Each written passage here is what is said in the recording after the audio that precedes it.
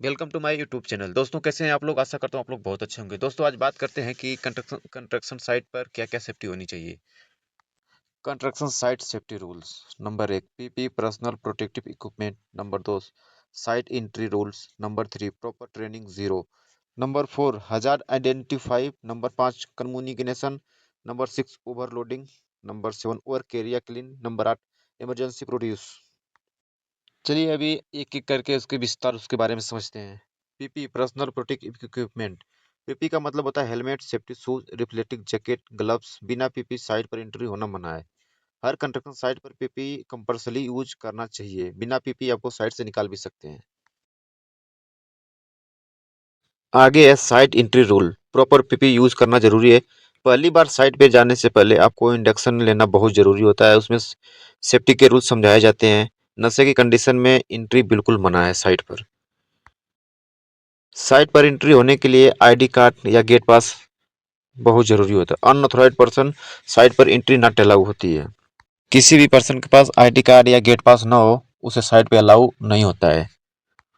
आगे है proper training. जो काम आता है वही काम करें। विदाउट ट्रेनिंग मशीन ऑपरेट मत करो। प्रॉपर ट्रेनिंग क्यों जरूरी है? एक्सीडेंट कम होते हैं, ट्रेंड वर्कर गलती कम करते हैं, कॉन्फिडेंस बढ़ता है, वर्कर बिना डर के सेफ काम करता है, कंपनी का नियम फॉलो होता है, लीगल और सेफ्टी मेंटेन रहता है। आगे है साइट पर कौन सी ट्रेनिंग होती है।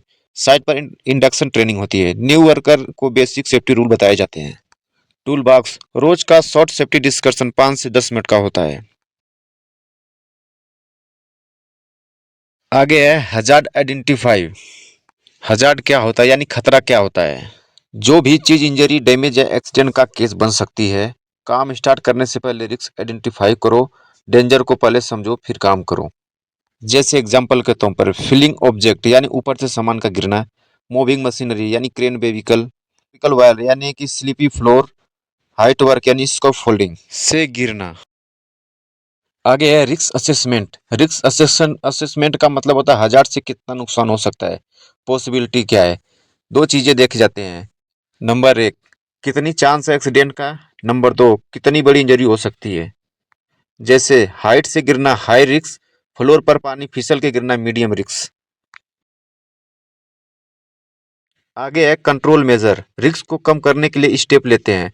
पीपी यूज करो, helmet, shoes, gloves, warning signal लगाओ, बैरिकेड लगाओ, प्रॉपर ट्रेनिंग दो, इक्विपमेंट सेफ्टी गार्ड लगाओ, सेफ प्रोड्यूस फॉलो करो।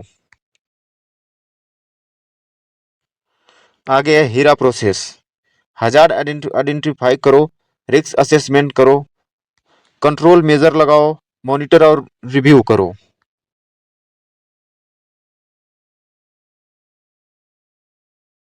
आगे है कम्युनिकेशन। कम्युनिकेशन का मतलब होता है इंफॉर्मेशन को क्लियर और सही तरीके से शेयर करना। साइट पर क्यों जरूरी है? गलत समझ से एक्सीडेंट हो सकता है। टीम कोऑर्डिनेशन स्ट्रांग होता है। सेफ वर्क इंश्योर होता है। एग्जाम्पल के तौर पर जैसे ऑपरेटर और रिगर के बीच प्रॉपर सिग्नल होना। Clear communication, safe operation. आगे है tools and equipment. Tools equipment का मतलब होता है काम करने के लिए यूज होने वाले टूल्स और मशीन। सेफ्टी पॉइंट, यूज से पहले इंस्पेक्शन करो। सिर्फ ट्रेन पर्सन ही यूज करो। डैमेज टूल्स यूज ना करो। यूज के बाद प्रॉपर प्लेस पर रखो यानी सही जगह पर रखो। इंस्पेक्शन क्यों इंपॉर्टेंट होता है? सेफ और फास्ट वर्क होता है। एक्सीडेंट का रिस्क कम होता है। Right tool, safe use, safe work. Overloading. Overloading का मतलब होता है मशीन या इक्विपमेंट को उसकी कैपेसिटी से ज्यादा उसको ओवरलोड देना। ओवरलोडिंग डेंजरस क्यों होती है? क्रेन या इक्विपमेंट फेल हो सकता है, लोड गिर सकता है, बड़ा एक्सीडेंट हो सकता है। आगे है सेफ पॉइंट। हमेशा SWL safe working load check करो। ओवरलोड अलार्म को इग्नोर मत करो। प्रॉपर कैलकुलेशन करो। ट्रेंड ऑपरेटर ही काम करें। Overloading high risk, follow SWL safe working load. आगे है इलेक्ट्रिकल सेफ्टी। इलेक्ट्रिकल सेफ्टी क्या है? इसका मतलब क्या है? बिजली से होने वाले खतरे से बचना। इलेक्ट्रिकल सेफ्टी क्यों इंपॉर्टेंट है? इलेक्ट्रिकल शॉक का डेंजर, फायर का रिस्क, सीरियस इंजरी या डेथ हो सकती है। Safety point, damage wire use ना करो। बिना जानकारी के इलेक्ट्रिकल का काम मत करो।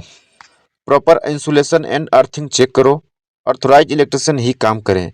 लॉकआउट टेकआउट का टैग लगाओ। इलेक्ट्रिसिटी से सेफ रहो, लाइफ सेफ रहेगी। आगे है वर्क एरिया क्लीन रखो। हाउस कीपिंग का मतलब होता है वर्क एरिया को क्लीन और साफ सुथरा रखो। हाउस कीपिंग क्यों इम्पोर्टेंट है? स्लिप ट्रिप फॉल एक्सीडेंट कम होते हैं, काम फास्ट और आसान होता है, इमरजेंसी में क्लियर रास्ता मिलता है। सेफ्टी पॉइंट, बेस्ट मटेरियल को तुरंत हटाओ, टूल यूज करने के बाद सही जगह पर रखो। स्लिप पानी ऑयल क्लीन करो, चलने वाली जगह को हमेशा क्लियर रखो। Clean site clean site.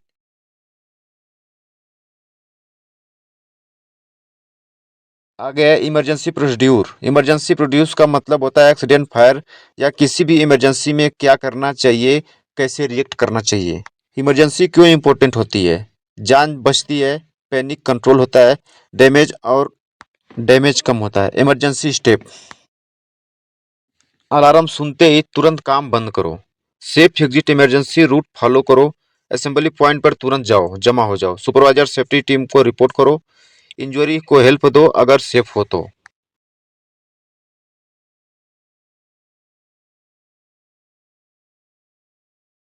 Stay calm, act fast, follow produce. दोस्तों याद रखो, सेफ्टी कोई ऑप्शन नहीं है, ये रिस्पॉन्सिबिलिटी होती है। अगर आपको ये वीडियो पसंद आए तो लाइक शेयर और सब्सक्राइब जरूर करें।